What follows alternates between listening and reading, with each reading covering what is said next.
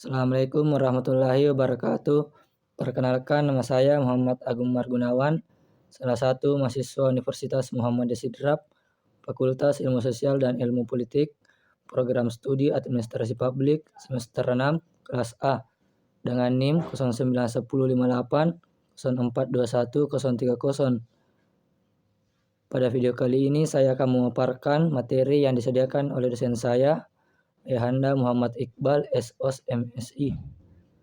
Materinya yaitu pengertian dasar administrasi publik. Administrasi publik adalah studi tentang organisasi, manajemen, dan implementasi kebijakan oleh pemerintah dan lembaga publik untuk memenuhi kebutuhan masyarakat dan mencapai tujuan-tujuan yang telah ditetapkan. Ini melibatkan proses perencanaan, pengorganisasian, pelaksanaan, dan evaluasi kegiatan pemerintah serta pengelolaan sumber daya publik. Selanjutnya, pengertian administrasi publik.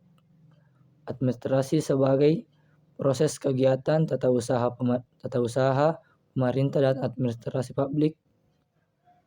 Segenap proses penyelenggaraan dalam setiap usaha kerjasama kelompok manusia untuk mencapai tujuan tertentu.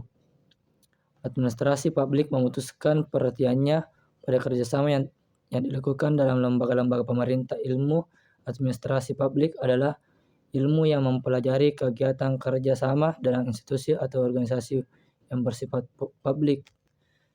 Selanjutnya yaitu sebagai cabang ilmu administrasi. Administrasi publik menggunakan semua teori, konsep, dan analisis yang berlaku dalam ilmu administrasi. Pada saat yang sama, administrasi publik juga memanfaatkan teori dan konsep yang berlaku beberapa cabang dari ilmu sosial seperti ilmu politik, ekonomi, psikologi, antropologi, budaya, dan sosiologi. Selanjutnya yaitu pendekatan administrasi publik menurut Maurice Spears. Satu, pendekatan matematik. Yang kedua, pendekatan sumber daya manusia. Yang ketiga, pendekatan sumber daya umum. Pendekatan administrasi publik menurut Prestus.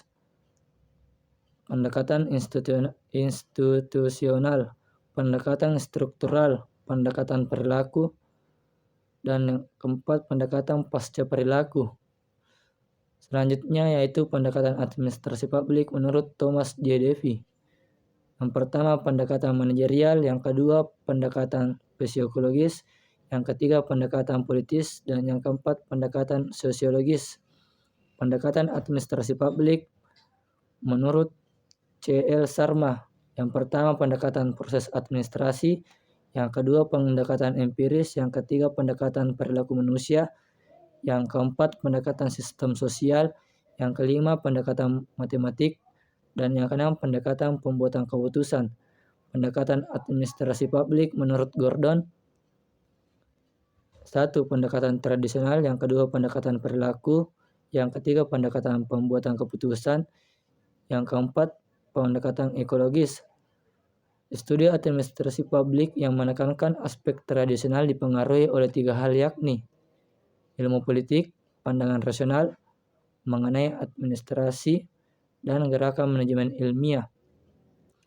Selanjutnya, 7 kekhususan administrasi publik menurut Kaidan. Yang pertama, kehadirannya tidak bisa dihindari. Yang kedua, mengharapkan kepatuhan. Yang ketiga, mempunyai prioritas. Yang keempat, mempunyai kekecualian. Yang kelima, manajemen puncaknya adalah politik. Yang keenam, penampilannya sulit diukur. Dan yang ketujuh, lebih banyak harapan diletakkan di atas pundak administrasi publik. Selanjutnya, identifikasi administrasi publik menurut Kaidan. Menurut Kaidan menawarkan 5 identifikasi administrasi publik yang terdiri dari identifikasi administrasi pemerintahan, identifikasi organisasi publik, identifikasi orientasi sikap administrasi, identifikasi proses yang bersifat khusus, dan identifikasi aspek publik unsur umum. Identifikasi administrasi publik. Administrasi publik menunjukkan aktivitas komunal yang diorganisasikan secara publik dalam arahan politik dan beroperasi berdasarkan kaidah publik administrasi publik.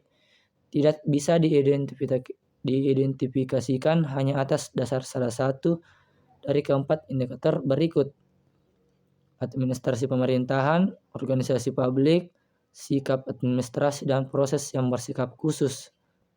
Selanjutnya, sebagai stabilisator masyarakat, peranan administrasi publik dapat dikelompokkan dalam 4 kategori, yaitu yang pertama sebagai stabilisator masyarakat, sebagai kunci masyarakat modern.